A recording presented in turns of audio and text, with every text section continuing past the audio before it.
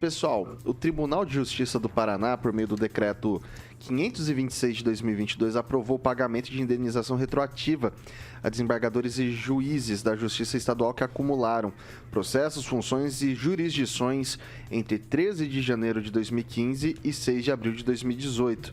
A informação é do G1 Paraná e da RPC. De acordo com o decreto, para receber a gratificação, os magistrados paranaenses devem declarar que acumularam trabalho no período, assumir a responsabilidade na declaração e assinar o requerimento. A autorização de pagamento atende a um pedido da Associação dos Magistrados do Paraná, AMAPAR, sob o argumento de que, desde janeiro de 2015, juízes federais e trabalhistas passaram a receber gratificação e, no Paraná, os juízes estaduais só tiveram direito ao pagamento a partir de abril de 2018.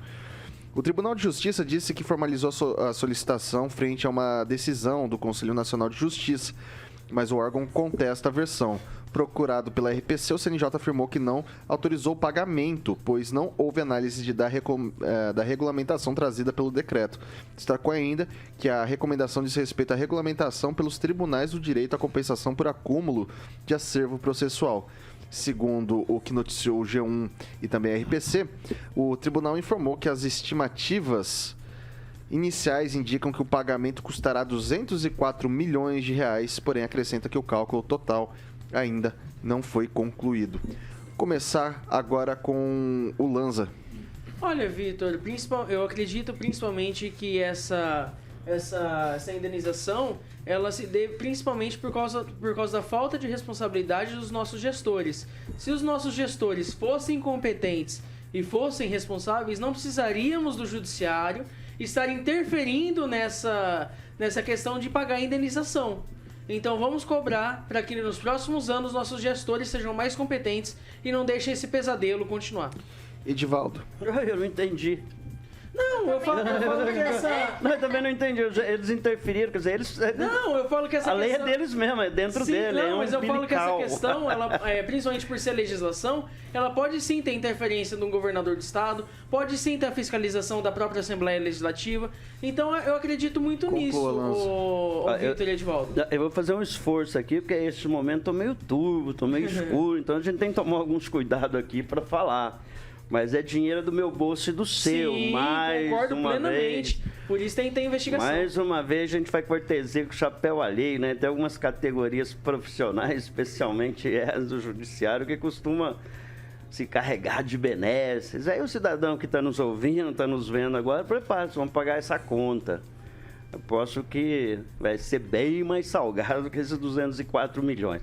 Mas é sempre aquilo. Eu vi uma expressão esses dias que a gente é corrupto constitucionalmente o país, né? Quer dizer, existe a lei. Então, se existe lei, se a base legal é legal.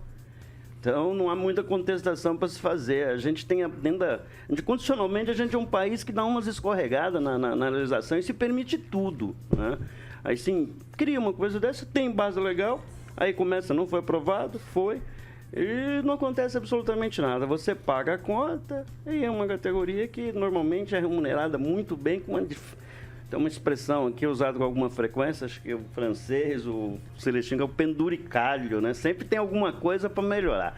Tem ajuda, tem até um benefício chamado, acho que ajuda terno, benefício, auxílio terno, coisa desse tipo. É, exatamente. Isso entre tantas, né? Então é uma casta, né, de privilegiados, como o Vitor que gosta dessa expressão, nomenclatura, é isso, Vitor?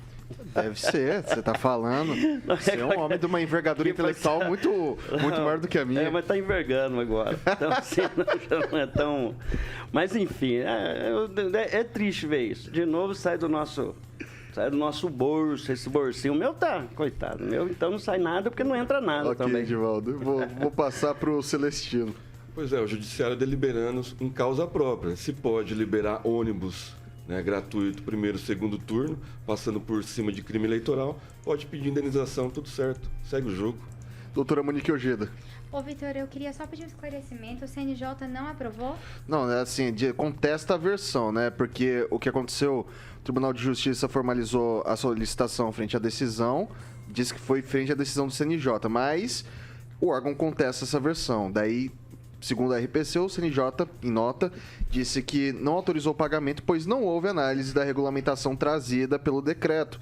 Destacou ainda que a recomendação diz respeito à regulamentação pelos tribunais do direito à compensação por acúmulo de acervo processual. É isso aí que me chamou a atenção, porque assim, o Conselho Nacional de Justiça, ele é um órgão que existe para analisar o desempenho de cada juiz. Então, se existe esse contraponto aí, se eles estão pontuando dessa forma, a gente precisa ver realmente se esses juízes trabalharam, porque o que a gente vê hoje é um acúmulo de processos e uma lentidão, uma morosidade muito grande no judiciário, além do ativismo, né? Então, assim, o Conselho Nacional de Justiça não aprovar isso de cara e colocar um peso em cima disso, me chama muita atenção, porque, assim, eles estão requerendo em cima de um trabalho, mas esse trabalho está sendo realmente efetivado? O juiz precisa ter meta, tem que ter prazo para cumprir, e eles trabalham com prazo indeterminado. Francês. A justiça figura com uma imagem feminina com venda, é a coisa mais irracional possível. A justiça habita o andar de cima da sociedade brasileira, né? Quem tem dinheiro, ele posterga uma ação, uma possível prisão por anos a fio, e até que a coisa se torne engavetável, né? E os juízes, como disse bem aí, lembrou o Edivaldo Magro, com os tais penduricários, né? Eles têm vida de casta. Eles decidem os próprios salários, eles são praticamente intocáveis, e a correição que se diz, né, que é a fiscalização do judiciário, dificilmente apresenta alguns resultados, a gente conhece. Nós não sabemos o que acontece lá em cima, a gente só sabe que eles vão amontoando papéis, e depois vão receber em cima disso, por não terem feito o serviço que chega até eles. Aí eles dizem que foi excesso de processo, que não deu tempo. Dizem o que quiser, não tem fiscal, não tem gerente. Ok. Luiz Neto. Acho que essa é uma questão muito ampla, né? A questão dos supersalários, a questão das benécias de alguns poderes, né? Eu acho que entra numa discussão muito maior que deve ser discutida com o tempo, né? Nós tivemos, na nossa história recente, atraso nos pagamentos do judiciário, né? Gostaria de lembrar que não foi há muito tempo, digamos 5 anos atrás, 4, 5 anos, não, um pouquinho mais, 6 anos atrás, havia muitos atrasos nos pagamentos dos salários do judiciário. Acredito que os juízes e os desembargadores fazem um papel essencial para a justiça brasileira, tem o seu papel, mas tudo isso precisa ser analisado, né? Se é permitido super salários para outras categorias, né, é preciso ser revista algo como um todo e geral. Isso é uma questão de Brasil, né? Vamos ser sinceros, o Supremo Tribunal tem uma pessoa só para cuidar da toga do ministro. Eu acredito que quando a gente fala em eficiência pública, redução de gastos, redução da máquina, que é essa tendência que o Brasil segue, inclusive no atual governo, e uma tendência mundial de vários governos, acho que os privilégios devem ser cortados e que os políticos, juízes e todos os servidores públicos se igualem mais ao povo, que vivem aí a uma realidade totalmente diferente dessa. Professor Itamar. Olha, se eu for dizer o que eu penso da nossa justiça e dos juízes, eu serei preso, né? Vou trazer problema para a emissora. Então, eu não quero ser preso, então eu não vou falar o que eu penso. Mas pegar só as questões gerais, né? Que aí fica na superficialidade, ninguém vai me prender. Antes disso, lembrar, o Magro pode ficar tranquilo, olha, comentarista que é lulista pode falar o que quiser que ele não será punido, eu garanto. Mas vamos falar de essa nomenclatura, né, que faz parte do judiciário, ela está acima da lei. A lei sou eu, né? O Estado sou eu, Luís XIV, e a lei sou eu. Eles fazem o que querem. E se não se acumulou, essa história de acumular no serviço público, a gente produz esse acúmulo. Na universidade teve uma época que era a farra do boi, depois veio um governador aí e cortou a farra do boi. Todo mundo tinha direito a 45 dias de férias remunerados. E aí, o que acontecia?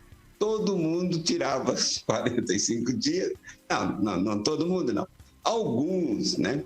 Mas vendiam 30 dias de férias para o Estado e o Estado pagava. Então, sempre tem uma justificativa. Uma boa justificativa é ministrar um curso no período de férias, e aí você não poderia tirar, e aí exatamente tem essa vantagem, né? Então, no caso do judiciário, tem muito esse mito, né?